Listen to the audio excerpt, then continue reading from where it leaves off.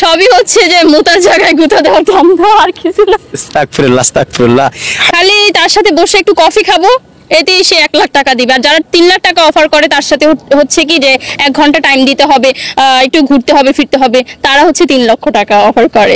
মেসেঞ্জারে লিখবে যে আপু 1 লাখ টাকা, 2 লাখ টাকা, 3 লাখ টাকা, মানুষ খালি এইভাবে অফার করতেই থাকে করতেই থাকে। তো আমি না পেরে আমার জামাইরে বললাম মানে একটা কাজ করি, যেহেতু 3 লাখ টাকা অফার করে, এরকম যদি হইতেই থাকে তাহলে আমাদের মনে হয় না বেশি দিন লাগবে বড়লোক হইতে। আসলে আমরা বড়লোক হয়ে যাই। মিডিয়াতে যে খারাপ ইঙ্গিত দেয় সেক্ষেত্রে কিভাবে মানুষ প্রস্তাব করে সেটা যদি বলতেন, মানে এটা তো সরাসরি কাউকে বলে না তুমি আমার সাথে খারাপ কাজ করবে না, আমাদের মিডিয়া আবার একটা জিনিস ভালো আছে যে সরাসরি কাউকে কখনো কিছু বলবে না।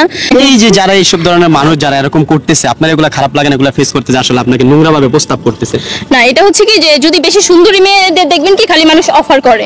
তো আমার মনে হয় যে সুন্দরী হয়ে জন্মেছি এটা একটা গর্বের বিষয়। আবার সুন্দরী হলে অনেক জ্বালা যন্ত্রণায় পড়তে হয়, শুধু আমার না, প্রত্যেকটা ঘরে আমার মনে হয় যে সুন্দর সুন্দর মেয়ে আছে, তাদেরকেও এই অফারটা করতে হয়। তো আমার মনে হয় যে আমি একটু বেশি সুন্দর, তার জন্য আমাকে হাজার না লাখ লাখ টাকা অফার করে। আপনি কি আসলেই সুন্দর? দর্শকরা বলবে, আমার তো মনে হয় না আপনি সুন্দর।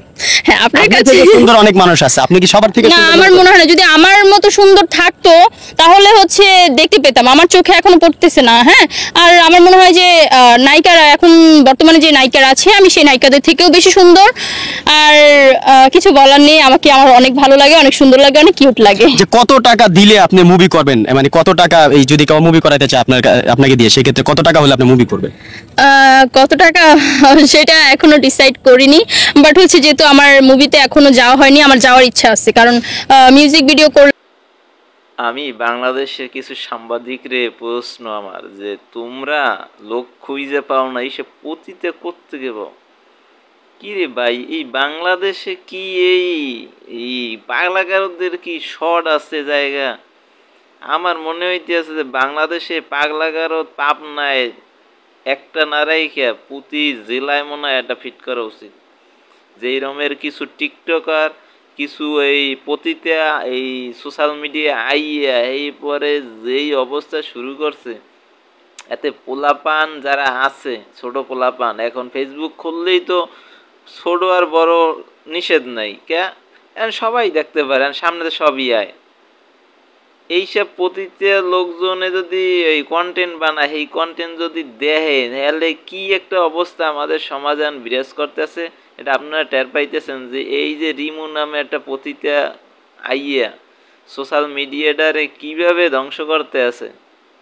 হ্যাঁ, ঘরে বইয়ে যেভাবে ভিডিও, নোংরামে ভিডিও বানায়, এই রকমের ভিডিও যদি বানাইতে থাকে এই লোকে, তাহলে আমাদের ছোট ভাই ব্রাদার যারা ছেলে মেয়ে আছে এরা আসলে ঠিক থাকতে পারবে না। এরে দেখে, এরে দেখলে যে কেউর জিব্রায় জল আসবে। আর এরে অনতি বিলম্বে বাংলাদেশের প্রশাসনের দৃষ্টি আকর্ষণ করছি, এরে অনতি বিলম্বে এগো জামাই বউরে।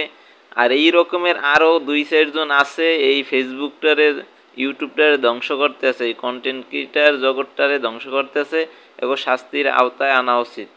কেননা এরা এভাবে যদি ছড়াইতেই থাকে, এক টিকটকার মামুন জীবনে অনেক কিছু করছে, একটু জেলে গেছে, অনেকটাই শুধরাইছে, আবার যদি করে আবার জেলে যেতে। কিন্তু এগো একটু শাস্তির আওতায় দেখেন আনা যায় কিনা, প্রশাসনের দৃষ্টি আকর্ষণ করছি। আপনারা এইসব বিষয় যারা খারাপ কন্টেন্ট তৈরি করে তাদের বিষয় ব্যবস্থা নেওয়ার জন্য, কেননা এভাবে করতে চলতে থাকলে সবাই খারাপ হয়ে যাবে।